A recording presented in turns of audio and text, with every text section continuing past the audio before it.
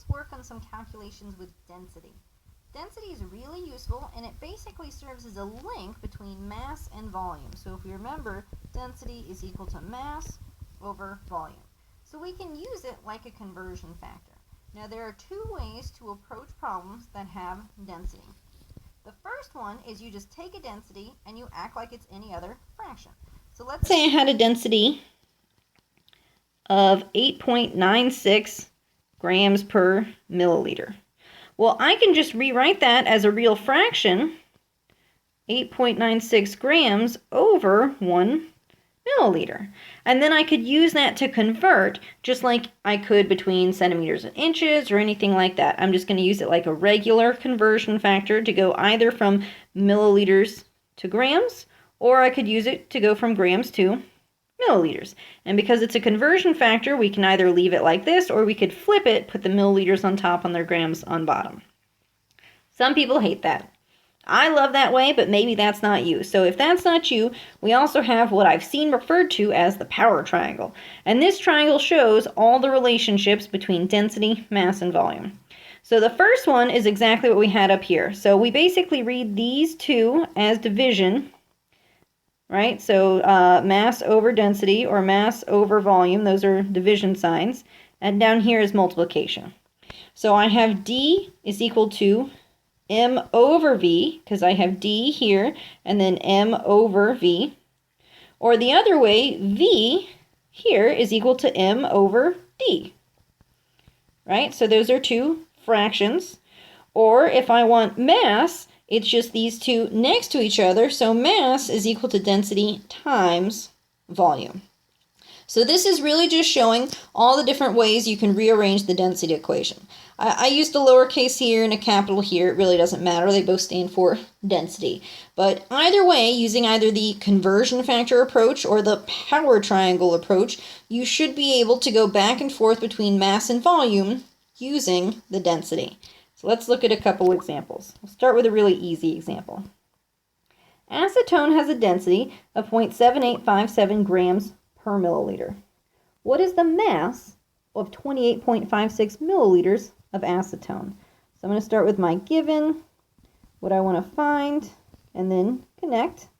So I'm given 28.56 milliliters. What I want to, I'm also given that my density, and I'm going to change this into a fraction, is equal to 0.7857 grams per 1 milliliter.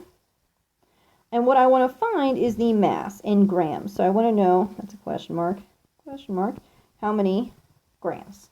So I have milliliters, I have a fraction, and I want to find grams.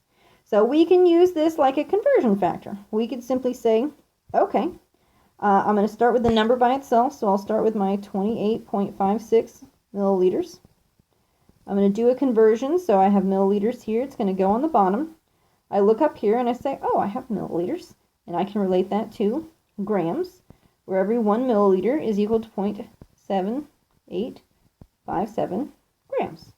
Now my milliliters will cancel. I'll end up with grams. I punch that guy into my calculator, and I get 22.44. That's me using my density as a conversion factor. Figure out the mass is 22.44 grams. Let's say you hate this. I don't know why. I think it's gorgeous. But let's say you're someone who likes the power triangle. Well, we could do it that way too. So we have given, find, connect. We're still given 28.56 milliliters. And we're still given a density of 0.7857 grams per milliliter. I still want to find the mass. Now when I connect, I'm going to remember that triangle. So I have density is equal to mass over volume. That's how I remember it. And I say, okay, I want the mass. So if I want the mass, mass is equal to the other two, which must be density times volume.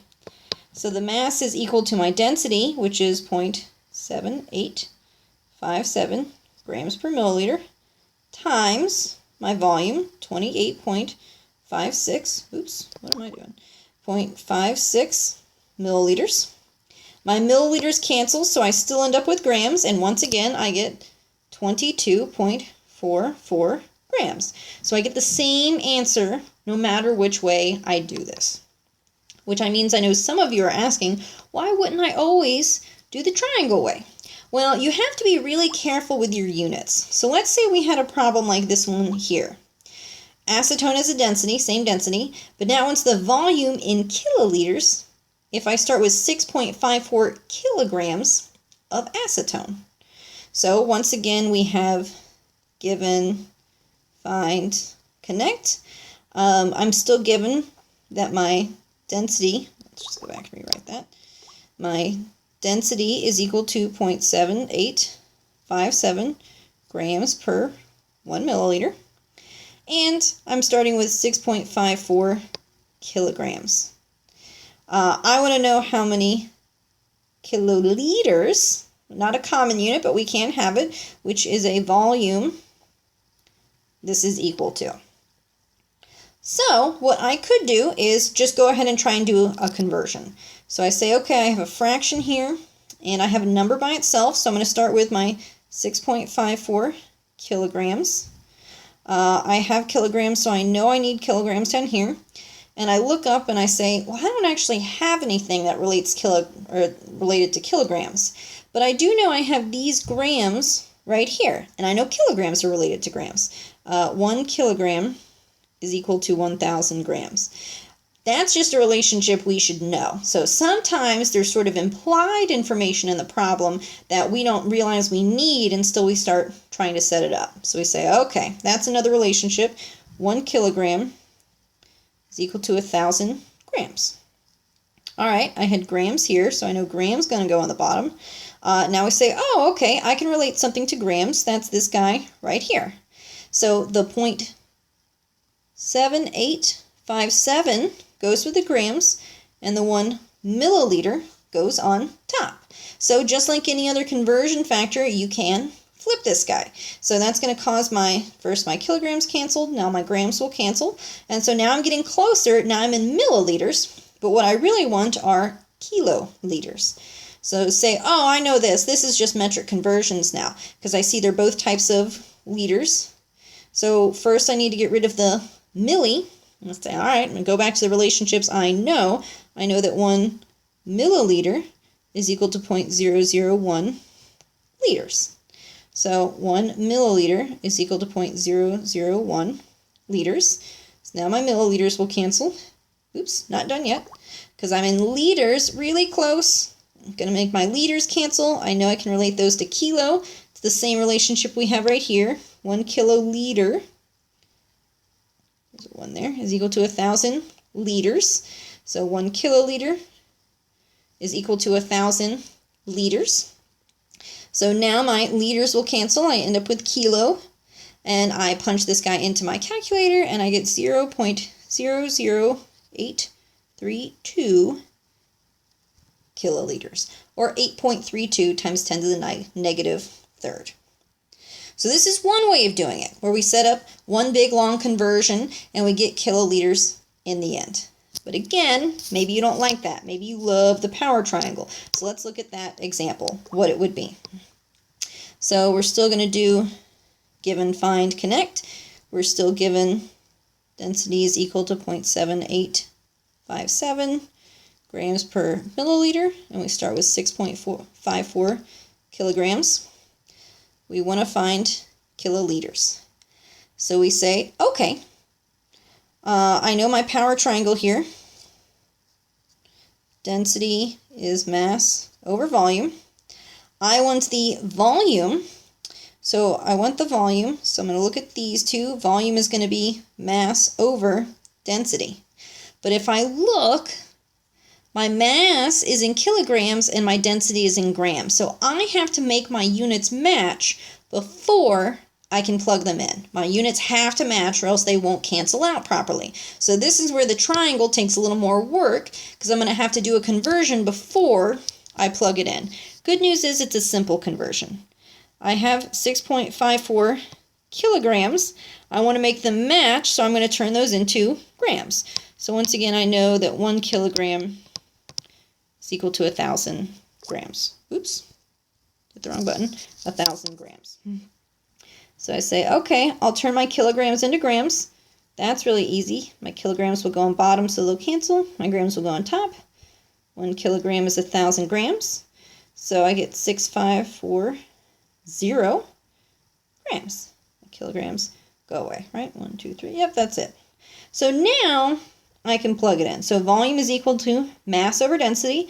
So my mass is 6,540 grams over my density, which is 0.7857 grams per milliliter.